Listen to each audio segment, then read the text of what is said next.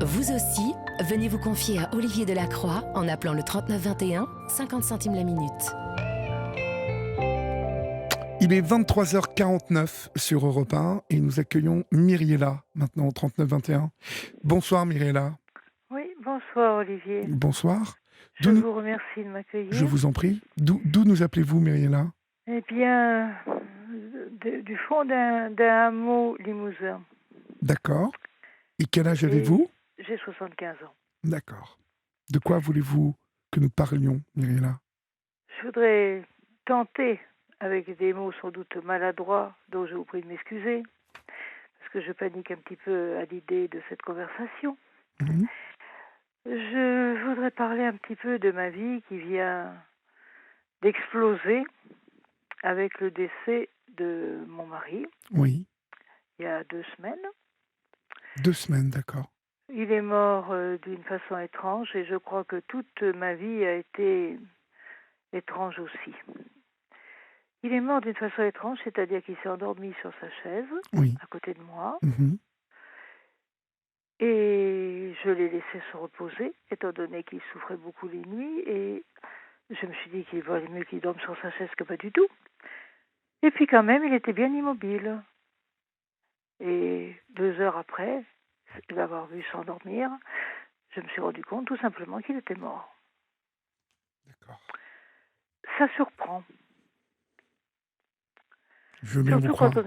quand on est seul, totalement seul, sans famille, sans amis, et puis qu'on se retrouve brusquement dans une situation désespérée à bien des égards, désespérée matériellement, mais désespérée financièrement, et que petit à petit, on découvre que l'homme avec qui on était mariés depuis 55 ans, eh bien, c'était pas vraiment celui qu'on connaissait. C'est très troublant tout ça. Mon mari, en fait, était atteint d'un trouble assez spécial. C'est mon médecin qui m'a expliqué ça. Depuis une vingtaine d'années, il était mythomane. Depuis une vingtaine d'années, m'avez-vous dit? Oui. C'est venu comment? Est-ce que vous... Eh bien non, justement, je n'arrive pas à tout comprendre. Si vous permettez, je voudrais remonter un petit peu plus loin. Je vous en prie. Ce qui expliquerait peut-être, ce qui me permettrait de mieux comprendre la suite. Moi aussi, je suis un petit peu bizarre. J'ai eu une enfance qui était particulière. Une enfance très solitaire. D'ailleurs, ce qui domine ma vie, c'est la solitude. Oui. À 4 ans, je jouais au jeu de petits chevaux avec des morts. C'est spécial. J'étais seule. Avec des morts, c'est-à-dire? Oui, avec des morts. C'est-à-dire que ma grand-mère avait eu deux de ses 3 enfants qui étaient décédés, enfants. Et ils étaient en photographie dans un cadre. Elle leur parlait à longueur de journée. Oui. Ma grand-mère vivait avec mes parents. On vivait dans un tout petit appartement de la banlieue parisienne, tous les 4 ensemble. Et ma grand-mère parlait à ses enfants morts. Ils faisaient partie de ma vie. Et comme j'étais seule, je m'étais mis dans l'idée que, après tout, je pourrais bien les faire jouer. Ils s'ennuyaient dans leur cadre. J'avais 4 ans. J'avais une vague notion de la mort. Oui. Et je les faisais jouer. Ils jouaient avec moi. Alors, vous les faisiez jouer, vous m'avez dit, aux petits chevaux, c'est ça? Oui, aux petits chevaux. Il faut être 4. Donc, ils étaient 2. Avec moi, ça faisait 3. Et mon ours en peluche qui faisait 4e. D'accord, très bien. Donc, vous appeliez par le prénom d'un des petits-enfants morts, un des petits chevals. Ben, voilà. D'accord. Voilà. Et c'était quand même particulier. Une enfance un petit peu bizarre. Oui. Mais c'était comme ça. C'était la solitude déjà. À 6 ans, je suis allée à l'école. 3 semaines, la première année. Parce que j'ai tout de suite été prise à partie par une fille qui m'a reproché d'être plus grande qu'elle. Elle tirait un grand orgueil d'être la plus grande de la classe. Manque de chance, j'étais plus grande qu'elle. Donc, dès le premier jour, elle a cherché à me gifler. Vous retrouvez sans doute une certaine suprématie. Il lui a fallu 3 semaines pour y arriver. Ce qu'elle n'a pas réussi à faire en face de moi, parce que j'esquivais les coups, elle l'a fait par derrière. Elle m'a balancé une gifle qui il m'a fait éclater le tympan. Sa main s'est appliquée comme une ventouse sur mon oreille. Elle m'a fait éclater un tympan. J'ai appris à 40 ans que j'aurais dû en mourir. Ça surprend aussi, ça. Oui. Parce que l'infection qui s'en est suivie ne se soignait pas à l'époque. C'était en 1954. La mastoïdite ne se soignait pas en France. Il n'y avait rien. Ceux qui étaient atteints en mouraient obligatoirement. J'ai eu la chance de rencontrer un ORL qui a fait venir des médicaments d'Angleterre et qui a réussi à me sauver avec ça. La solitude s'est un peu accentuée parce que j'avais peur des autres enfants finalement. Ils ne m'acceptaient pas parce que j'étais très timide. Ils ne voulaient pas de moi. À 9 ans, mes parents ont déménagé pour ce hameau limousin où je me trouve encore ce soir. Et là, ça a été l'apothéose. Vous savez, on ne parle pas du racisme régional. Il est très actif. Là encore, on ne m'a pas accepté. Alors j'ai eu droit à tout. Quand une classe se déchaîne contre un seul enfant, c'est pas facile à vivre. Oui. Il y a les moqueries, il y a les humiliations, et puis il y a les coups aussi. Ça a été une période de ma vie très difficile. Et je crois que je m'arrêterai là parce que je ne veux pas prendre trop de temps. Prenez le temps dont vous avez besoin, Myrilla. Mais, vous voyez,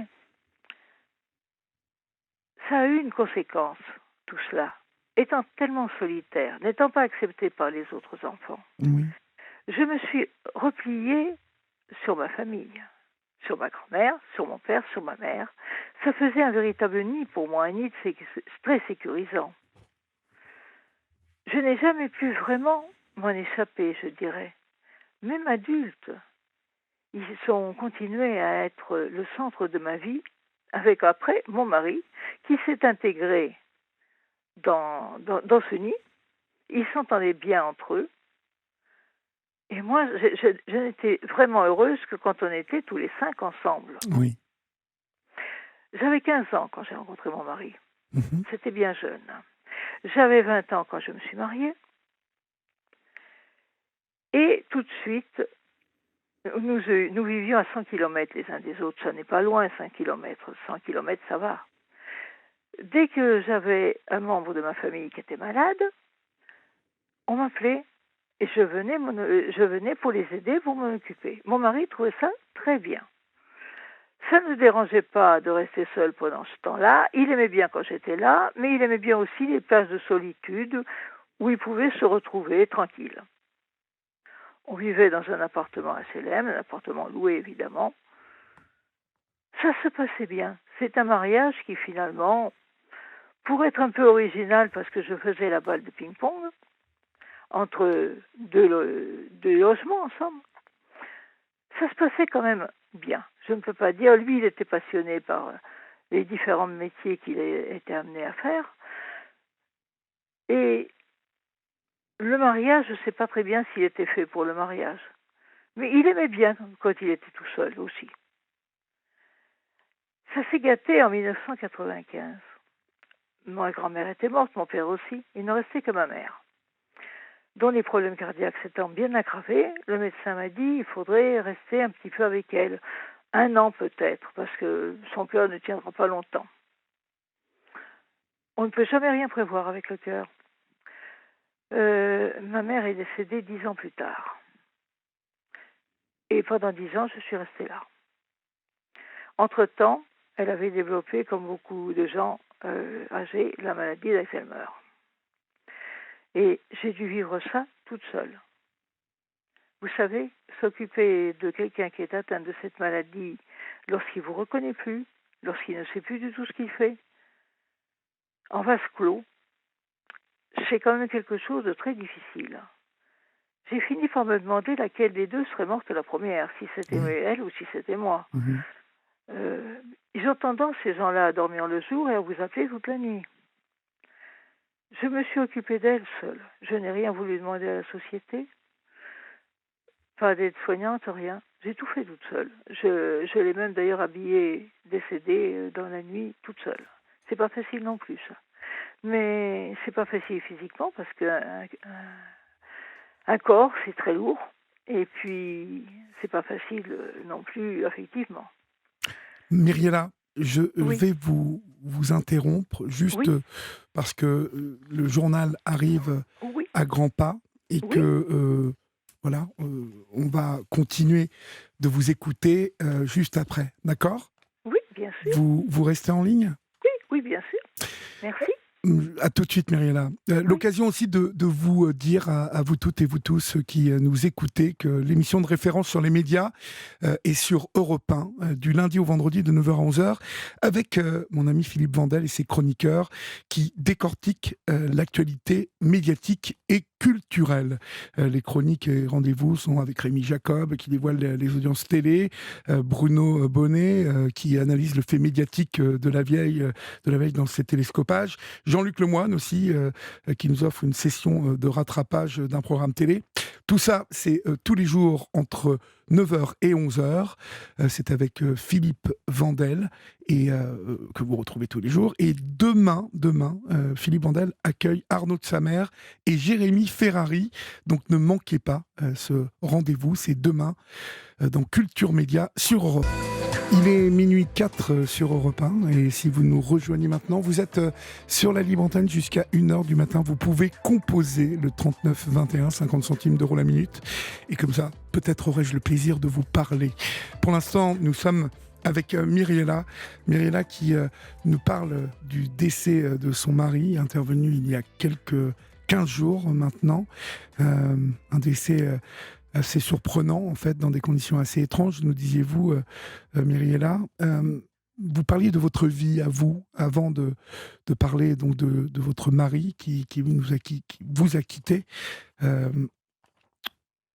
cet enfant que vous avez dû enterrer, ça a été un fait marquant de votre vie, je suppose, quelque chose de très compliqué. mais c'est-à-dire que oui, je situe d'ailleurs les problèmes, le problème mental qui semble avoir affecté mon mari à À ce l'époque, moment-là. justement à l'époque où je suis restée ici avec ma mère aussi longtemps. Mhm. Mais il faut dire que j'avais en lui une confiance absolue, totale. Tout ce qu'il me disait, je n'ai jamais remis en doute ce qu'il me disait, tout au moins les premières années. Oui, Ce n'est que maintenant, avec le recul, que je me rends compte de tout ça. Pendant que j'étais donc là, il me disait qu'il cherchait une maison. On avait toujours pensé que lorsque mes parents ne seraient plus là, je vendrais leur maison, oui, qui ne valait pas une fortune, mais on ne cherchait pas non plus une superbe maison pour nos vieux jours.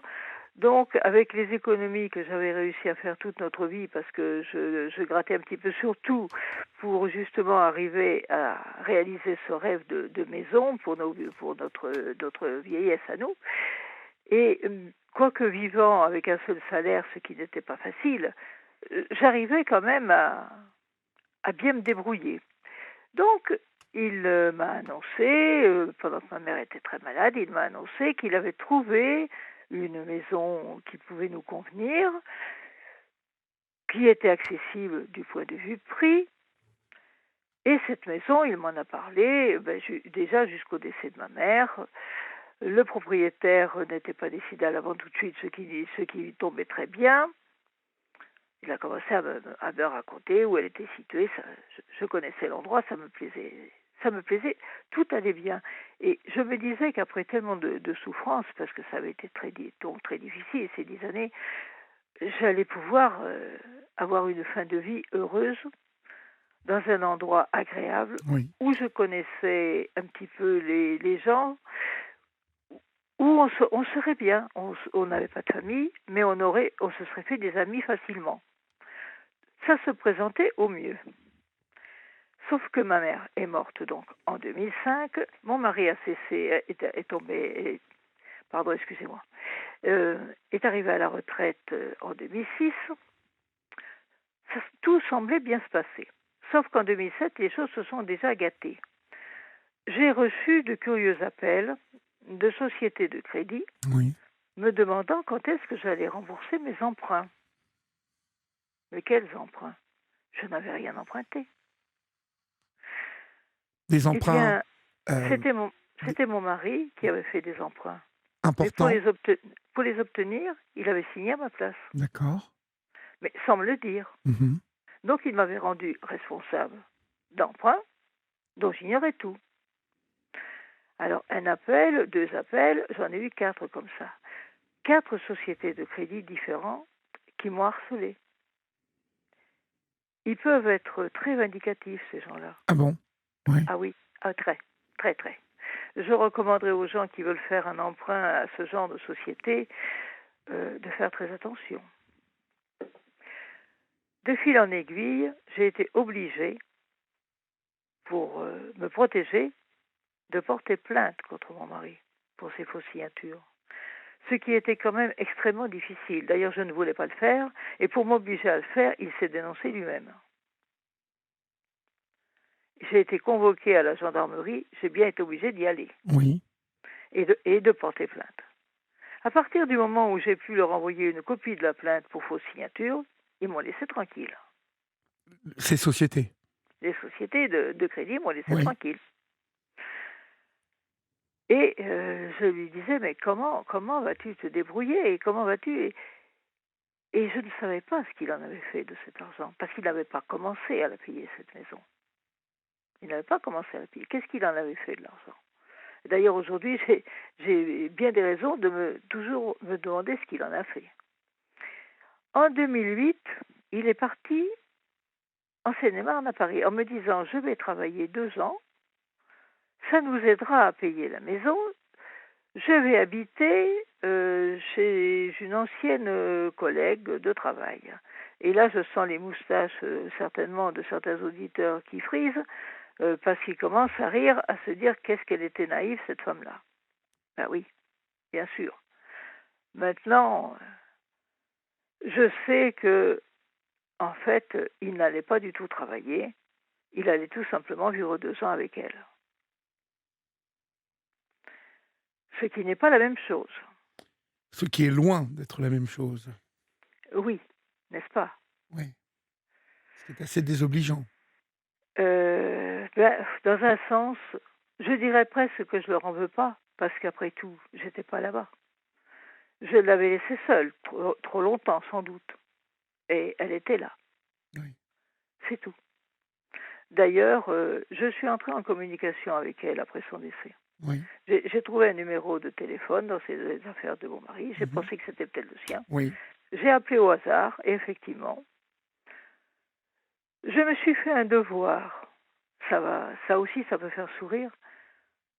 De la mettre au courant du décès de mon mari. Après Non, tout, je s'ils ont trouve. vécu une belle histoire ensemble, elle avait Oui. le droit de savoir qu'il était décédé. Je trouve ça très honorable de votre part. Ça ne fera sourire personne, sauf les idiots. On a parlé un petit peu et j'ai appris plus de choses. Mais de toute façon, le choc que j'ai eu, ça a été quand il est revenu de Seine-et-Marne, parce qu'il est revenu en 2010. Il est revenu donc dans les départements limitrophes et puis il est allé habiter dans la fameuse maison. Ça y est, il avait fait l'achat.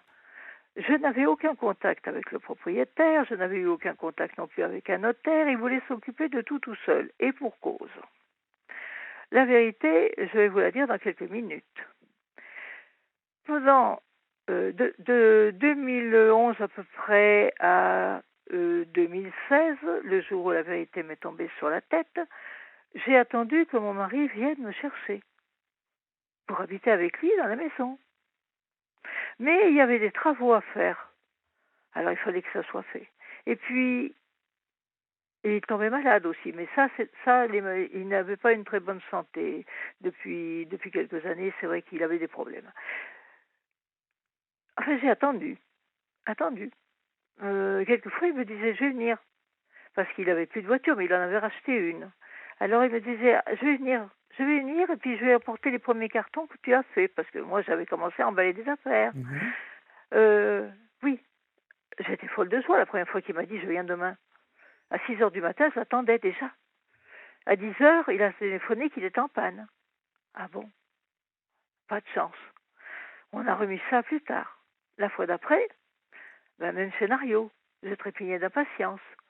à 10 heures, ah, j'ai eu un accident. Alors là, je me suis inquiétée. T'as rien au moins, t'as rien? Non, il n'était pas blessé. Il m'a raconté l'accident. Des accidents, il y en a eu 5 ou 6 comme ça.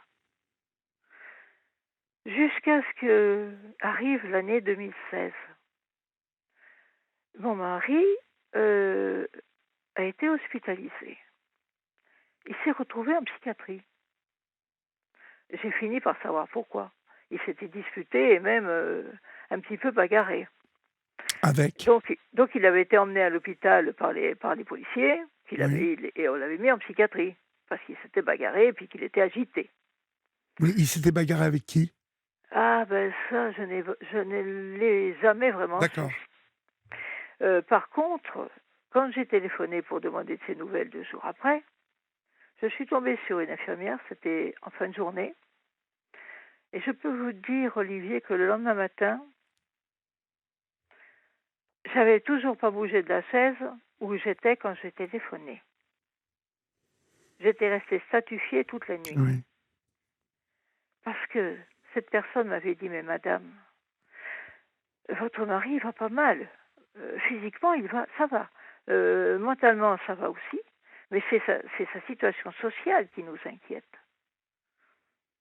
J'avais dit, mais qu'est-ce qu'elle a, sa Mais situation oui, oui. sociale? Mhm. Mais vous ne savez rien, madame. Votre mari est SDF depuis 8 ans. C'est incroyable. La fameuse maison, je m'en doutais de plus en plus quand même. Il y avait quand même quelque chose qui n'allait pas. Il venait jamais me chercher pour y aller. Ben, elle n'existe pas, tout simplement. Elle n'existait pas. Il me l'avait décrite, tellement décrite que je la voyais. Oui, oui. Je n'avais aucune photo, je n'avais rien, mais je la voyais tellement il me la décrivait.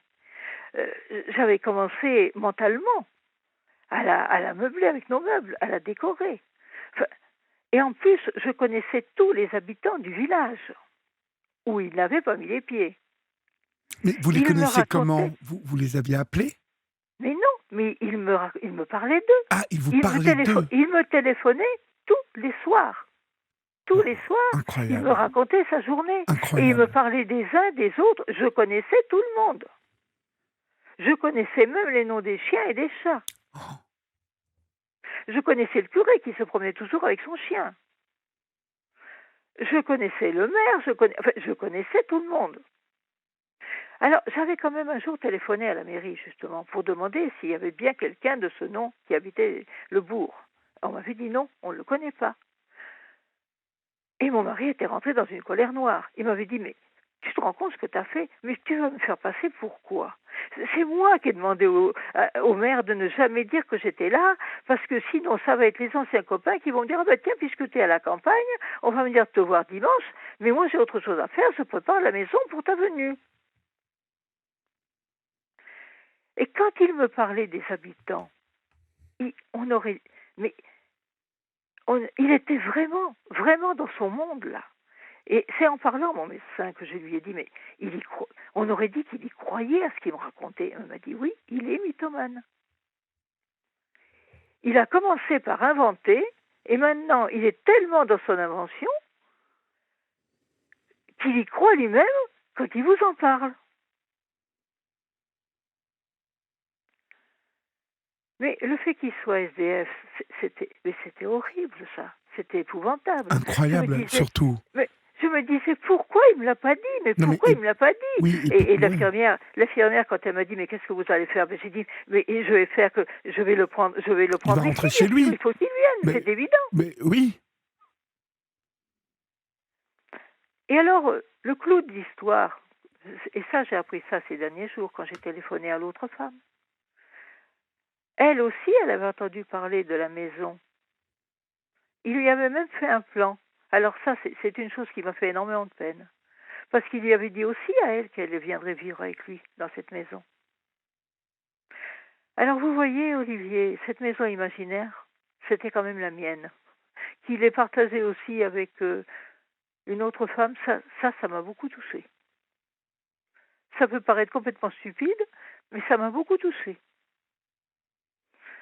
J'avais envie de dire, elle était imaginaire, mais c'était la mienne. Fallait pas la partager.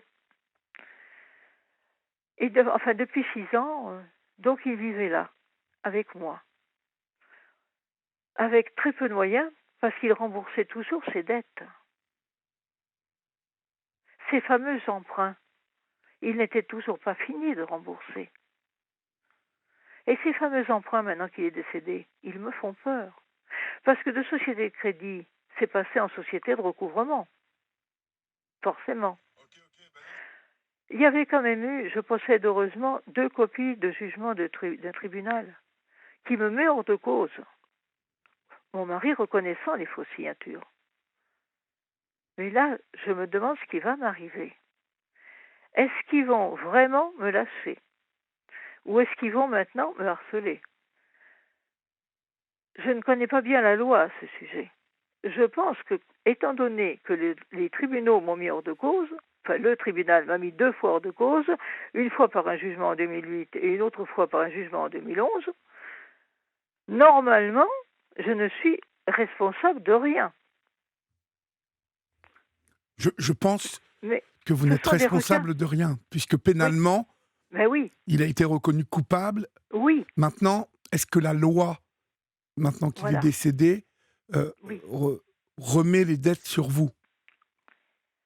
Normalement, elle ne devrait pas, puisque moi je n'ai rien signé. Et je n'hérite de rien, puisqu'il ne possédait rien. Oui. Ce dont j'hérite, mais justement, la notaire m'a dit que ça n'est pas considéré comme un héritage, c'est la pension de réversion. Oui. Je n'ai aucun moyen d'existence. Donc si je n'ai pas la pension de réversion, eh ben, je n'ai plus qu'à avaler les comprimés qu'il prenait pour ses multiples maladies, en espérant ne pas me réveiller demain matin. Elle est de combien, cette pension de réversion? Elle sera, d'après mes calculs maladroits, elle ne dépassera pas 700 €. Les remboursements d'emprunt étant de 400 €. Donc ça veut dire qu'il vous restera 300 € pour vivre? Oui, c'est-à-dire qu'une fois que j'aurai payé l'assurance de la maison et la mutuelle, il en restera 100. De quoi payer peut-être les factures d'électricité, et pour vivre, je n'aurai rien. Donc il y a quelque chose qui ne va pas. Oui, c'est le moins qu'on puisse dire. Autant me fusiller tout de suite si on veut se débarrasser de moi comme ça. Il y a quelque chose vraiment qui ne tourne pas rond. Et c'est vrai que ces sociétés de recouvrement me font peur. Là, vraiment, je suis paniquée. Je suis terrifiée par elles.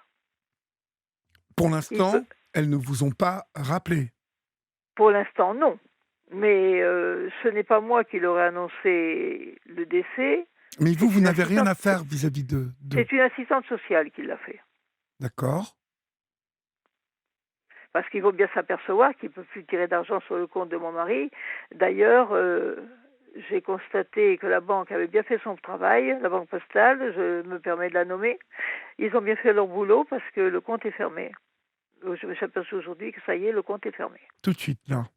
Oui. Le peu qui restait a été pris par les pompes funèbres. Je n'ai pas pu non plus payer la totalité des obsèques, même si elles ont été faites à minima. Mais... Donc j'ai déjà une dette importante vis-à-vis des pompes funèbres. Je n'ai pas le premier centime pour commencer à les payer. J'espère qu'ils seront un petit peu patients. Il est vrai que financièrement, je me trouve dans une situation catastrophique. Et vous êtes propriétaire de cette maison ou pas, en fait? Je suis propriétaire de cette maison, c'est la maison de mes parents. D'accord. Heureusement que lui n'avait rien. Mmh.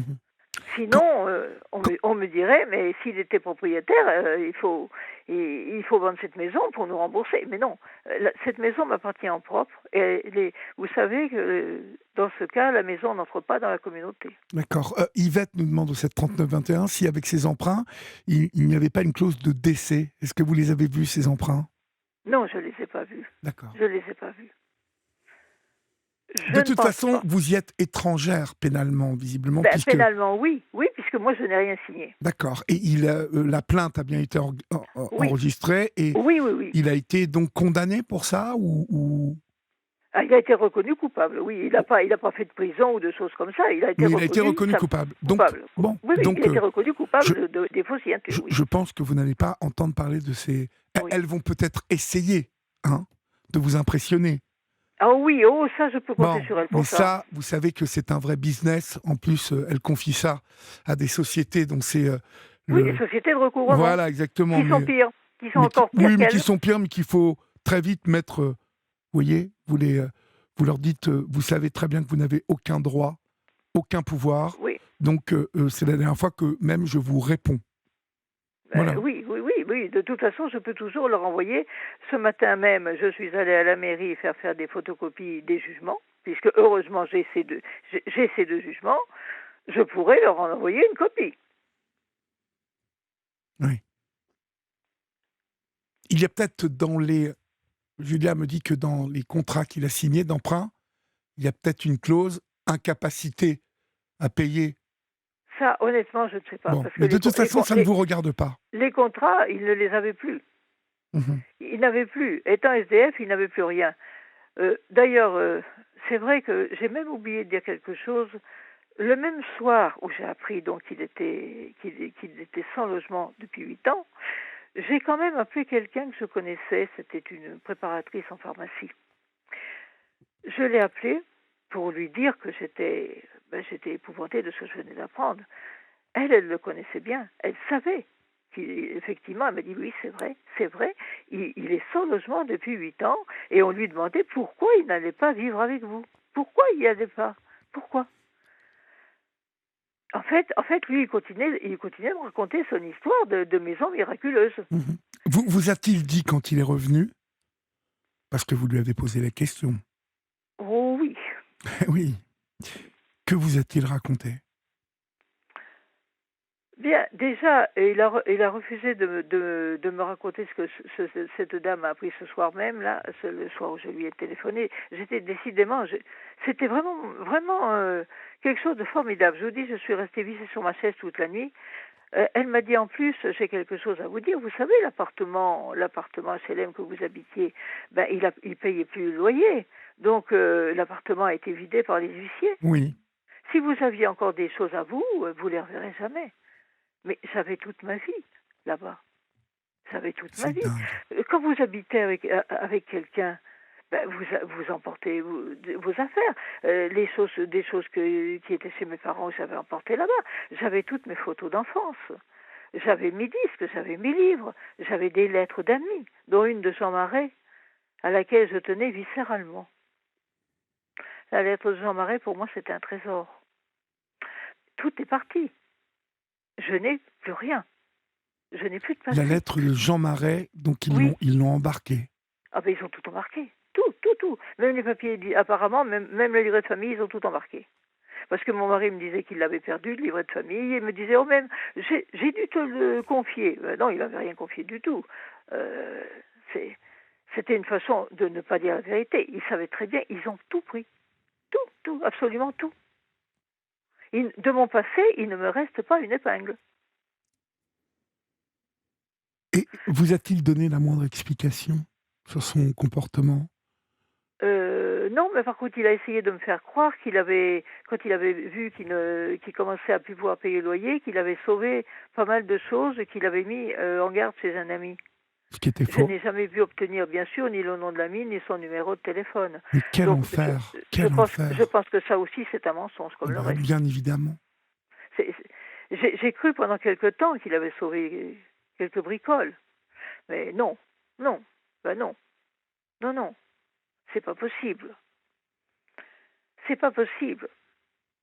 Mais heureusement, et c'est là qu'on se rend compte à quel point il était malade, c'est que la deuxième épouse, c'est plus joli que maîtresse, n'est-ce pas? Oui. Elle a quand même eu son lot. Parce elle avait compris qu'il vivait dans son monde. Et elle l'a compris du biais de transfaçon. D'ailleurs, elle s'est fait attraper autant que moi, en somme. Elle aurait bien dû penser qu'un homme qui était SDF, parce qu'elle avait appris ça en 2015, elle m'a dit on est resté plusieurs années fâchés. Et en 2015, je l'ai rappelé. Donc quand elle l'a rappelé au téléphone en 2015, elle a su qu'il était SDF. j'ai retrouvé du courrier qu'elle lui avait envoyé les dernières, les dernières années, enfin les 2 dernières années, ou tout au moins la dernière, il était dans un logement pour SDF, dans un foyer pour SDF. J'ai retrouvé du courrier qu'elle lui avait envoyé. Et alors là, ça vaut le détour. Parce qu'il y avait des photographies prises sur ordinateur, des photographies de superbes maisons à Nantes. Des maisons qui coûtaient plus d'1 million d'euros. Mon mari, dans son rêve, ne se privait de rien. Et il est allé à Nantes. Ils ont visité ensemble, m'a-t-il dit, 3 maisons. Je ne sais pas s'ils les ont visitées le même jour, je ne pense pas. Il a dû faire 3 voyages. Enfin, je ne sais pas, mais peu importe. Toujours est-il qu'il a pris contact avec l'agence immobilière, qu'ils avaient fait un plan de paiement. Tout cela a été écrit au dos des photos. Donc j'ai pu regarder, j'ai pu voir ça. Oui. Elle m'a dit oui, effectivement, il m'a fait visiter des maisons. Oui, incroyable. Oui, mais je lui ai dit, mais enfin, vous pensiez quand même pas que cet homme qui n'avait pas un sou, qui était à la rue, pouvait acheter une maison d'1 million d'euros. Mhm. Elle m'a dit non, mais il m'avait fait croire qu'il avait un compte secret au Luxembourg. Incroyable. Eh ben, je n'ai pas voulu lui dire. Ben, Il était très vous êtes doué. aussi naïf que moi. Hein, En fait, elle était encore plus naïve que vous. Oui, parce que là, quand même, le compte secret au Luxembourg, moi, j'aurais pas marché quand même là. Hein. D'accord, j'ai bien suivi pour la maison, ça c'est sûr. Mais non, là, c'était trop. Et puis, il fallait voir ces superbes maisons. Mais il était devenu complètement fou. C'est pas possible, il était devenu complètement Et fou. depuis que vous l'aviez récupéré, quel comportement avait-il à la maison? Eh bien, on aurait dit qu'il était complètement abattu, qu'il était éteint, Oui.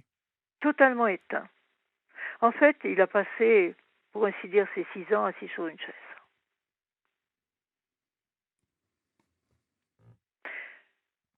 Sa vie, oui, c'est ça, c'était la rue, c'était...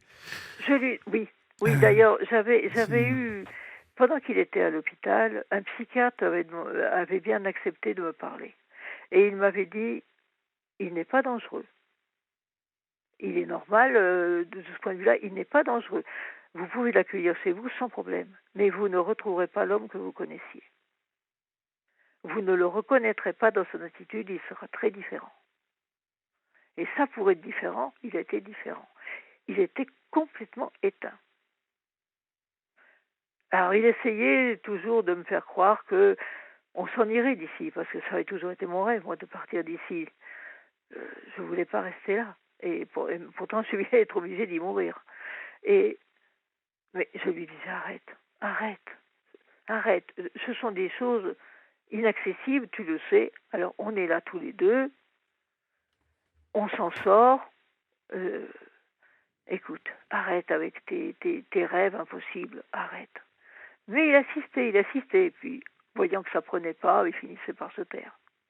Et puis, il s'endormait sur sa chaise. Quand il dormait, comme ça, ou il faisait semblant. Mais c'était un homme complètement éteint. Je lui disais, est-ce que tu veux lire? Oh non, ça m'intéresse pas. Non. Il avait les yeux dans le vague. C'est tout. Il ne s'intéressait absolument à rien. En fait, il était ici un petit peu comme il aurait été dans un EHPAD. Oui, c'est ça, oui. Tiens, tu me donnes... Ah, tu veux aller me chercher ça? Tiens, tiens, il faudrait que tu fasses ça. Alors, dis, t'as vu l'heure? Oh, mais t'as vu l'heure? On est en retard pour manger. Moi, je voudrais aller me coucher. Hein. Et moi, j'ai fait pour lui ce que j'ai pu. Tout simplement. J'ai fait ce que j'ai pu. Et puis quand la femme, j'avais bien remarqué qu'il montait au premier étage avec son téléphone portable pour téléphoner tous les jours. Bon, d'accord. Mais non, mais ça n'est qu'une amie. Arrête de te payer ma tête, ton amie. C'était bien plus qu'une amie. Bon, c'est comme ça s'est passé, c'est bien. C'est bien. J'aurais bien aimé qu'il arrête de téléphoner, mais bon. Il n'arrêtait pas. 2 jours avant sa mort, je lui ai dit, alors ta copine, tu lui téléphones plus? Elle me dit, oh, ça fait des mois que je lui ai pas téléphoné. Oui, mais quand je l'ai appelée, que je lui ai annoncé sa mort, elle m'a dit: «Oh, je me doutais qu'il était arrivé quelque chose, il m'a pas téléphoné depuis le 27 février». Il avait une drôle de notion du temps. Voilà. C'est fou. On était 3 dans cette vie. On était un ménage à 3. Oui, ménage à 3, c'est ça.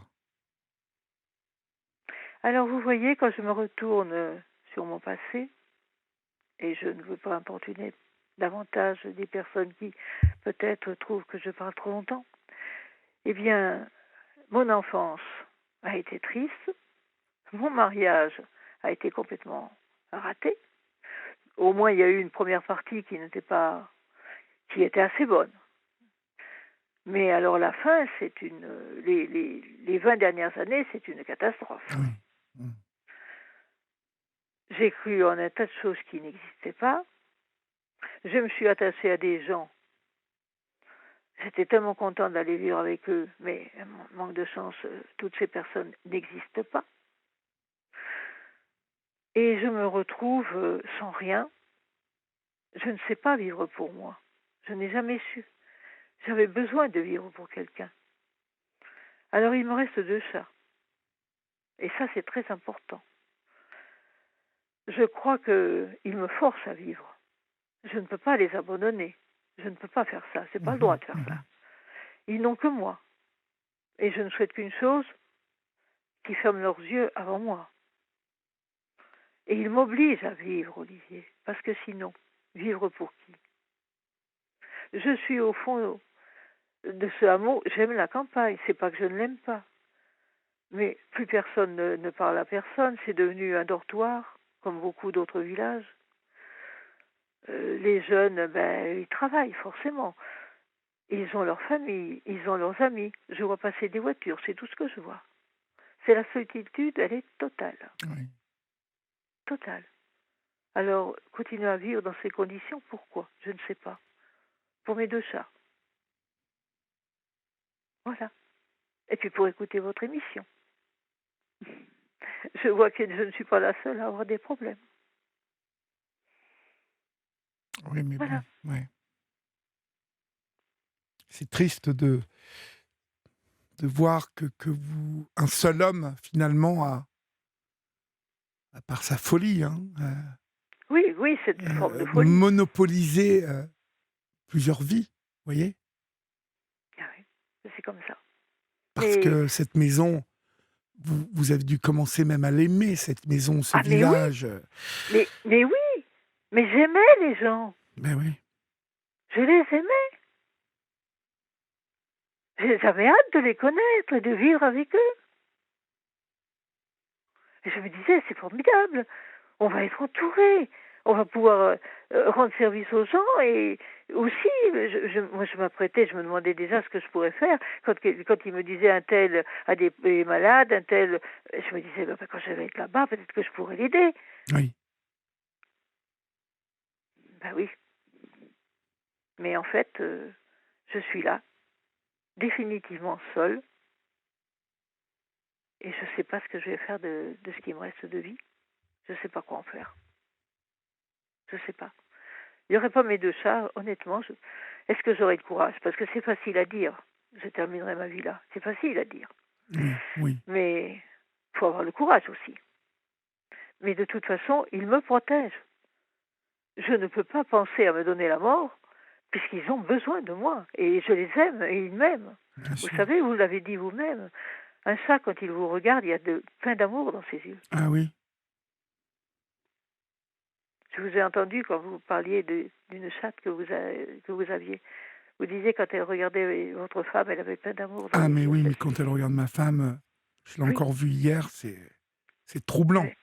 Mais oui, mes 2 chats, je dis chats, d'ailleurs, ce sont 2 chats. D'ailleurs, elles me regardent comme ça. Elles me regardent comme ça. Elles comptent sur moi, elles ont besoin de moi. Oui. Alors, tant qu'elles auront besoin de moi, je vivrai pour elles.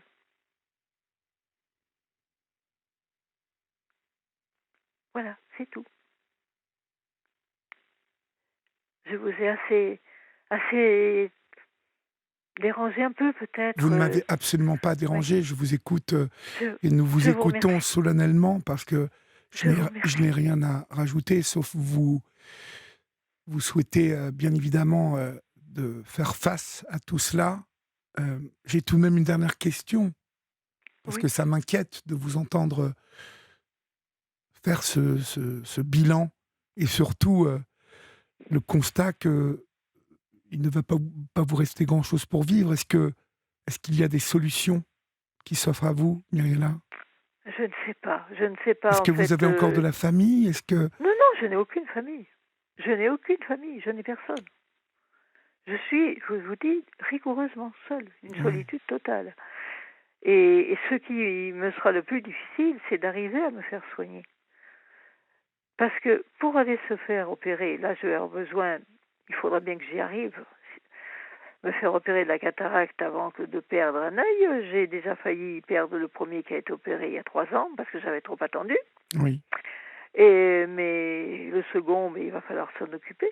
Mais ce que ne veut pas comprendre la société, parce qu'elle dépense bien de l'argent ailleurs. Vous voyez, j'ai mis un point d'honneur à ne jamais rien demander, et là j'ai un genou à terre, et je dis quand même, il pourrait aider un petit peu les gens qui n'ont rien à se déplacer, parce que bien sûr on est opéré gratuitement, mais j'aurais déjà 4 taxis à payer, 4 taxis, 60 kilomètres, 30 kilomètres aller-retour, donc 60 kilomètres à chaque fois, c'est très cher. mhm, Il faut une visite pour voir la chirurgienne qui va m'opérer, il faut une visite pour voir l'anesthésiste, il faut après l'opération 2 visites de contrôle. Eh bien ça, on ne vous aide pas du tout pour le trajet, on ne vous aide pas. Et bien sûr, je n'ai personne qui m'emmènera. Il faut que je prenne un taxi, je n'ai pas d'autre solution. mhm. Et c'est ça qui coûte très cher. Ben non, après tout, les vieux, ils nous embêtent. Hein. S'ils savent pas conduire, ben ils ont qu'à faire les 60 kilomètres à pied et puis ça leur fera du bien à la circulation du sang dans les jambes. Hein. Voilà. C'est un peu triste. Oui, c'est radicalement triste même. Et ce qui me fait aussi une certaine peine quand même, c'est que j'ai des voisins qui se sont installés, des jeunes qui se sont installés de l'autre côté d'un petit chemin où 2 voitures se croisent difficilement depuis 7-8 ans. Je suis à la veille qu'on me réponde quand je dis, par miracle, je les vois dans le chemin et que je leur dis bonjour. Je suis à la veille qu'ils me répondent.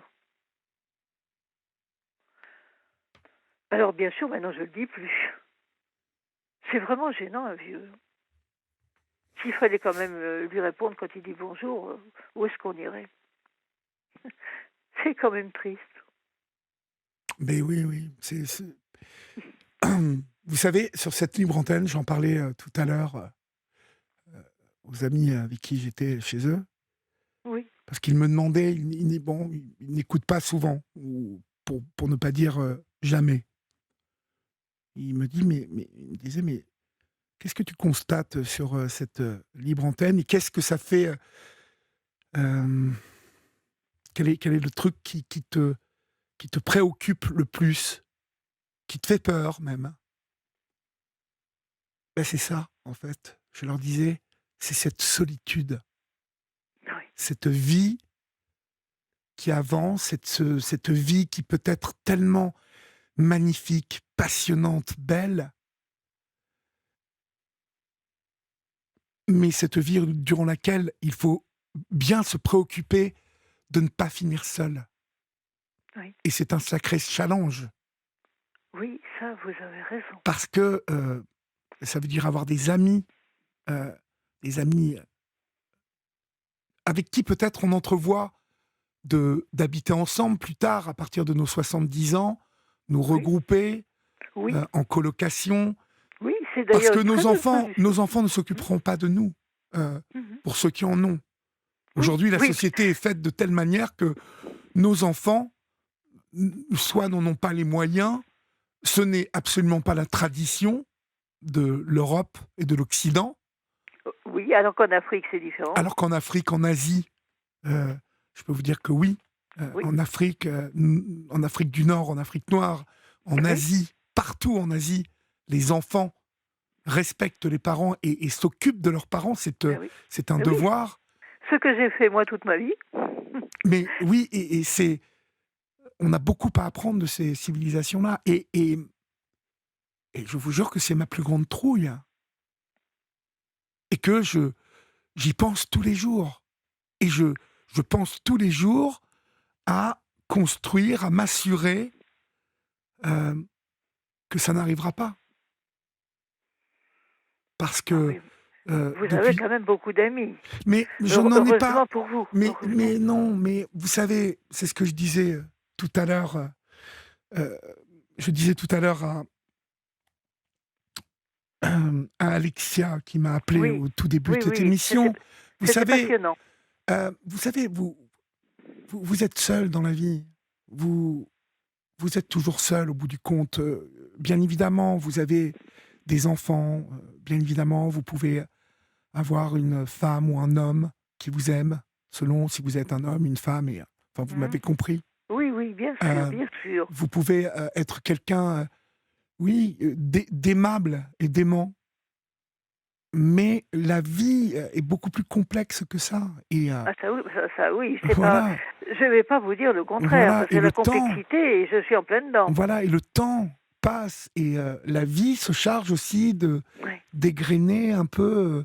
Voilà, la mort vient prendre au fur et à Mais vous savez, mesure. Vous savez, voilà, oui, c'est ça. La vie est très complexe pour ça. Et plus on avance dans le temps, plus voilà. Alors bien évidemment, oui, j'ai des amis très chers.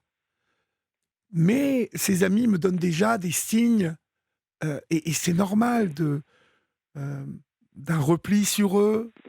Parfois, plus le temps passe aujourd'hui, et finalement, je m'aperçois que nos appels se distendent un peu, même si on s'appelle toutes les semaines pour l'instant. Mais ce ralentissement me laisse entendre que plus on vieillira, peut-être, oui. voilà, la distance fera que... Il y a aussi Ça, ça. c'est Vous savez, beaucoup de obligatoire. de mes amis chers sont à Évreux, et je suis à Paris.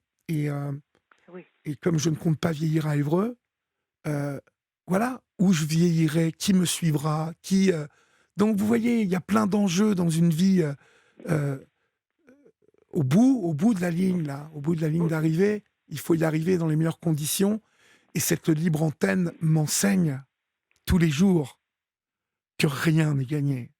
Oui, ça c'est certain. Rien.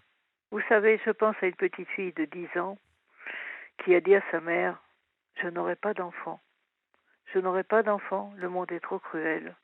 Je ne veux pas mettre un Ma enfant au fille m'a monde dit dans un exactement la monde même comme chose. ça. Et ça, c'était moi.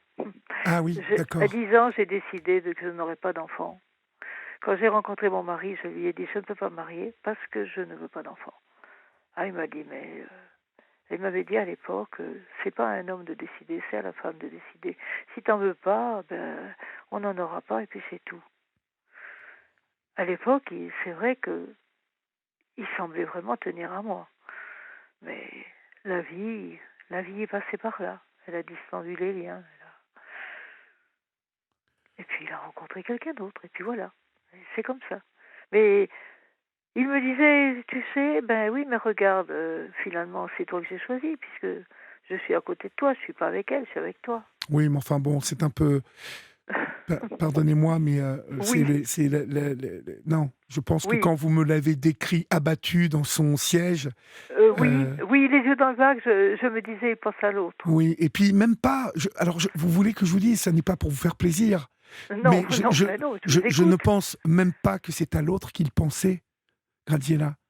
Oui, Gradiela, je vous appelle oui. Gradiela, ça Non, non, Myriam. mais de Euh, toute façon, ce n'est pas mon vrai prénom. d'accord, Je n'ai pas dit, je n'ai ok, pas donné mon vrai d'accord. Voilà, vous m'avez choisi prénom. un prénom difficile quand même, Myriella. Oui, En tout cas, oui, ben, à prononcer, c'est j'ai compliqué. trouvé ça joli. C'est très joli, mais à prononcer, pour moi, c'est compliqué. Mais Myriella, ça n'est Oui, pas du tout à elle qu'il pensait ça. Je vous le promets, je suis un homme. oui, Et tout ce que vous m'avez raconté, j'ai perçu de cet homme ce qui le, le- le- le sidérait et le mettait dans son siège. C'était sa vie dans la rue qu'il regrettait, c'était sa liberté, c'était oh, tout je ce pense pas monde, qu'il... tout Je ce sais monde pas. imaginaire qu'il s'était créé. Oui, oui, Mais certainement, pourquoi certainement. un homme, dites-moi alors, pourquoi un homme, alors qu'il a un foyer, Oui, un toit, oui, une femme prête à oui. l'accueillir, pourquoi passe-t-il sa vie dans la rue?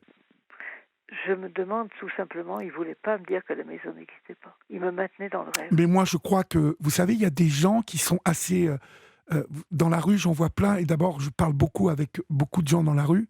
Il y a bon nombre de ces gens qui me disent que ils ne retourneront jamais rentrer dans le système, que la rue est ce qu'elle est, mais il y a des gens qui y vivent parce qu'ils ont choisi aussi d'y vivre.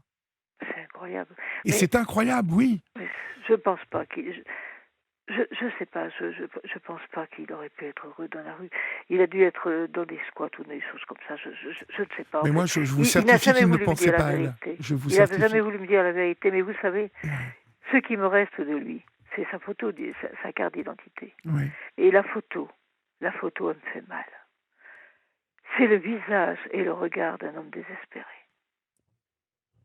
Elle est atroce, cette photo. Ouais. On voit la souffrance Déjà, sur cette donc, photo. déjà, elle date de quand cette photo?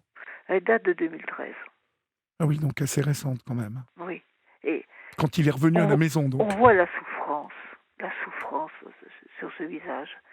En somme, il a quand même tout gâché avec ses inventions. Il Ah n'aurait oui, pas vous fait toutes m'étonnez. ces inventions, il aurait pu venir avec moi bien plus tôt. Puisqu'il s'était fâché avec l'autre personne, c'est elle qui m'a dit. Elle m'a dit on s'est quitté fâché. En 2010, ils se sont quittés fâchés. Et en 2015, elle l'a rappelé pour renouer des relations avec lui. Elle aurait mieux fait de téléphoner à quelqu'un d'autre. Mais enfin bon, bref, peu importe.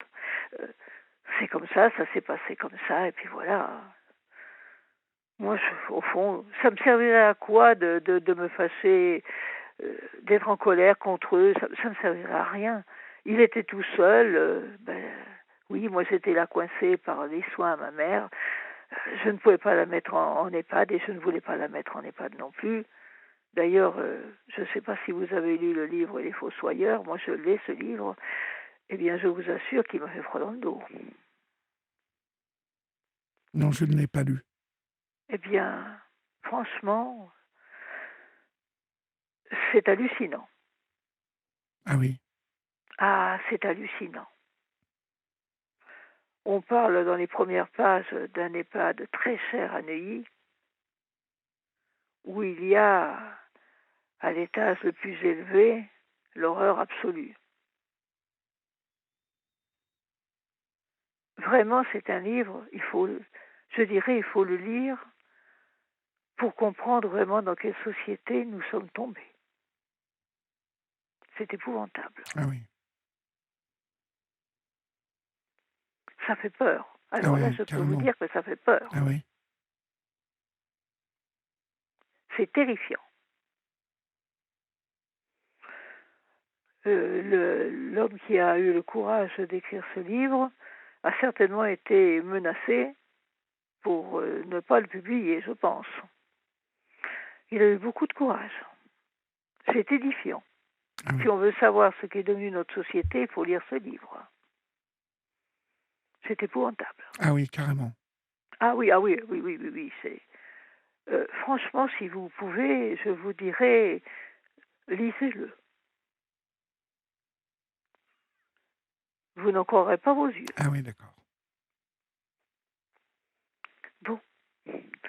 Vous savez, Eh bien, il nous vous reste remercier. 9 minutes. Nous Oui. pouvons maintenant finir l'émission ensemble, si vous le désirez, parce que on a Nathalie qui patiente depuis tout à l'heure, mais nous prendrons cette discussion demain avec Nathalie et nous prendrons le temps de débuter Oui. l'émission avec, Eh bien, avec Nathalie. Mais je présente restons... mes excuses à cette dame. Non, mais c'est moi plutôt, c'est moi qui suis... Mais voilà, je m'inquiète de tout ça, de la suite des événements. Et ce schéma se répète tellement sur cette libre antenne. Oui. C'est ce que je disais à mes amis ce soir. Je leur disais, parce que finalement, on s'aperçoit que la vie est fragile. En tout cas, j'ai tellement vu de personnes tomber dans la précarité sans qu'elle l'ait vu venir, parce que la précarité parfois nous guette, un Oui, accident, vous savez, oui, la maladie qui tombe du jour au lendemain, un accident, un divorce, quelque chose. bien sûr, Bon nombre de personnes voilà, je ne sais pas, qui pensent que ça n'arrive qu'aux autres bien sûr, oui. Et est-ce et que qui vous... vivent un peu comme ça tous les jours, sans se préoccuper des autres aussi, et qui, quand l'accident arrive, sont seuls. Oui, C'est pour mais ça que je... est-ce que vous vous souvenez, Olivier, de cet homme qui est mort dans la rue, en fauteuil roulant, il y a quelques années, en plein Paris? Oui, complètement. Dans l'indifférence générale. Mais, mais je pense souvent à lui. Je suis bouleversée. Mais, mais comment a-t-il pu rester? Enfin, il y avait quand même un maire, il y avait quand même une société dans Paris tout de même. Bien sûr.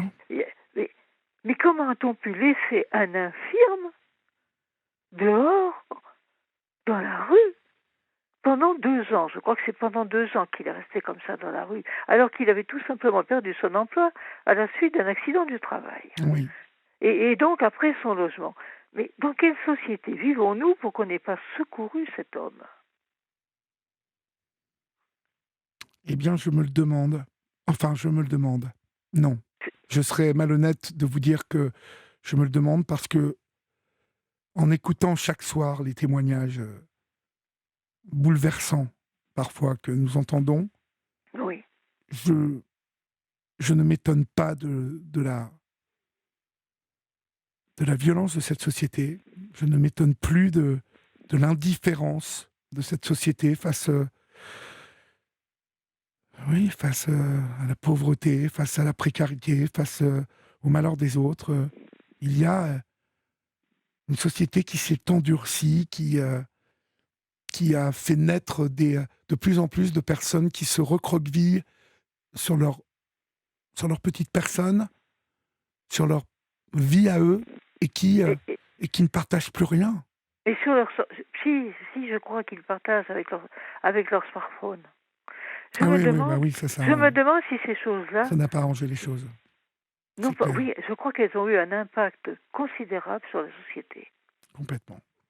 Autrefois, vous étiez dans une salle d'attente, chez un médecin, euh, vous pouviez nouer une petite conversation avec des gens que vous ne connaissiez pas. Maintenant, tout le monde s'assoit, on ouvre le sac à main, ou on cherche dans sa poche, on sort le petit truc là, et puis allez, piat, piat, piat, piat, piat, on pianote. Plus personne ne se regarde, plus personne ne se parle.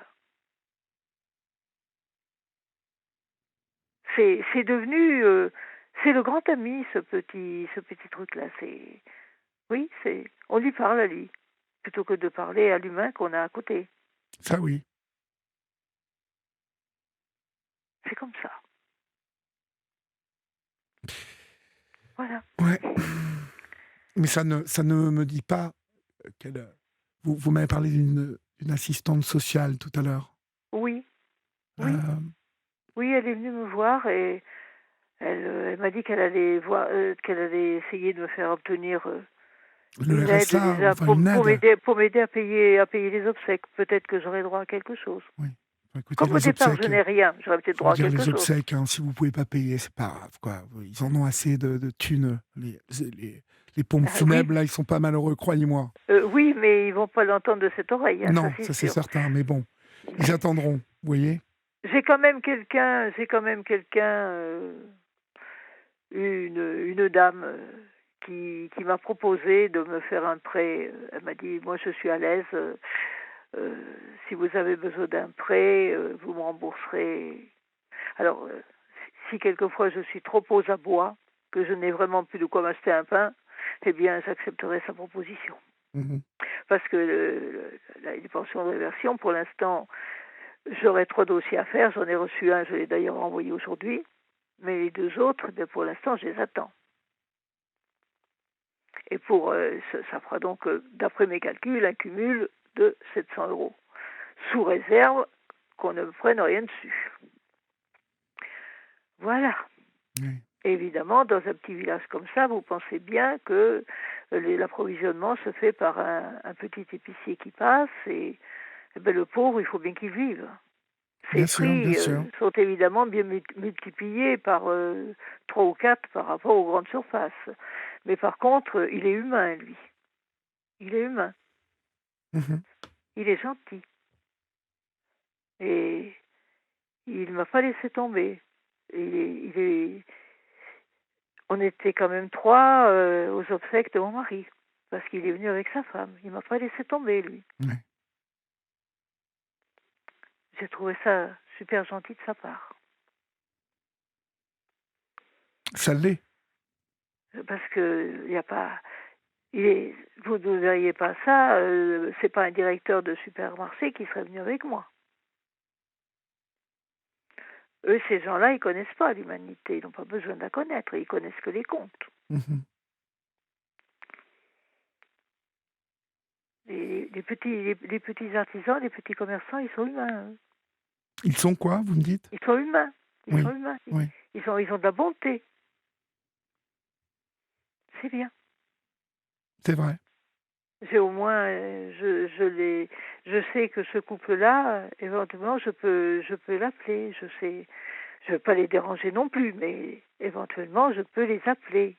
Ils me parleront quelques minutes. C'est important. Oui. Voilà.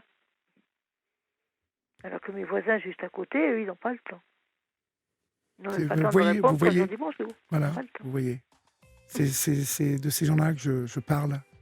Ben oui, et peut-être écoute-t-il la libre antenne, peut-être, on ne sait jamais. Oh, ça m'étonnerait. Mais je voudrais pas vous décourager, mais ça m'étonnerait. Et vous voyez vos voisins, ont-ils pensé, vos voisins, le jour où l'un des deux va partir, eh bien, peut-être que là, ils porteront plus d'intérêt, celui qui reste portera plus d'intérêt à cette voisine qu'ils croisent tous les jours. Heureusement pour eux, ils sont jeunes encore. Donc, ils ont toute la vie devant eux. Ouais. Et donc, ils sont indifférents. Oui. Et voilà. Il me reste à vous remercier de tout mon cœur. C'est moi. Je vous en prie. Beaucoup. Je vous en prie. Merci à Florian aussi, qui a été d'une gentillesse et d'une patience également. Comme d'habitude. C'est devenu légendaire. Merci beaucoup. Et puis, vous savez, votre émission, elle m'aidera dans ma solitude. Je l'écouterai pratiquement tous les soirs. Mais en tout cas, si coup de mou ou baisse de morale, vous m'appelez. Hein? Vous n'êtes plus toute seule. C'est trop gentil. D'accord? C'est trop gentil. Je vous remercie. Je vous embrasse. Merci beaucoup. Au revoir. Moi aussi, si vous le permettez. Je le permets grandement. À bientôt. Au revoir. Au revoir. Au revoir. Au revoir. Au revoir. Au revoir. Au revoir. Au revoir.